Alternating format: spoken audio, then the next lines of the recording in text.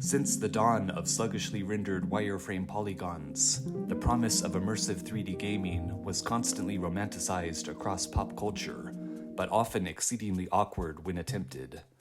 In the summer of 1996, I was stunned when the longing experienced while viewing CG-rendered stills or watching ReBoot was magically fulfilled by Super Mario 64. The actual graphics weren't quite as detailed, but the tangible feeling of being inside another world with Mario, exploring 3D space according to the nuanced manipulation of the Nintendo 64's analog stick, was even more mind-blowing than first experiencing Super Mario Bros. In the 80s. The occasional awkwardness of such bold design, chiefly the camera management, is easily overridden by the pleasure and engagement from Mario's physics and rich moveset. Evolving beyond the clumsy tank controls of earlier 3D platformers, he snappily changes direction within full 360-degree movement, successfully connecting a weighty punch to an irritable goomba, timing wall kicks to reach a hidden ledge, or courageously long-jumping across the abyss are all small wins on the journey to 120 power stars. There's a constant tension in predicting how Mario's momentum will clash with a far more dynamic 3D world. Richly varying slopes and surfaces affect your footing. Nailing the right angle to leap between moving platforms demands greater calculation.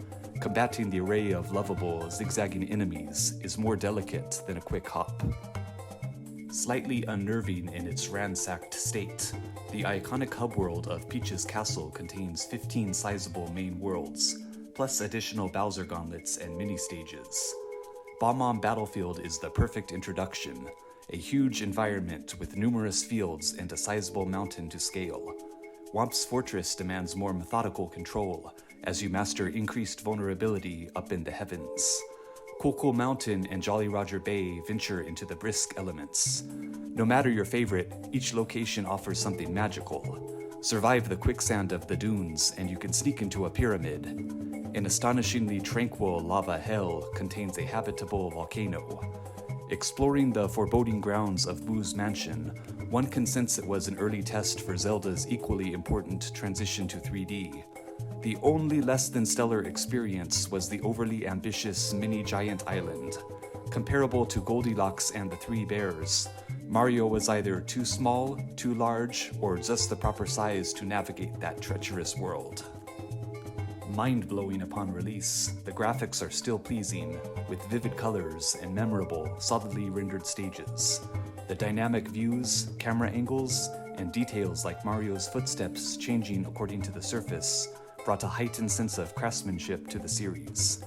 Impressively utilizing percussion and the sitar in particular, Koji Kondo's soundtrack is almost entirely original, more varied and emotionally stirring than previous Princess Rescues. Revisiting the castle yet again, I was nearly brought to tears by how much magic can still be experienced decades later. One could always turn off Super Mario 64 and go visit an art gallery, but what better way to truly appreciate a masterpiece than leaping directly into the paintings?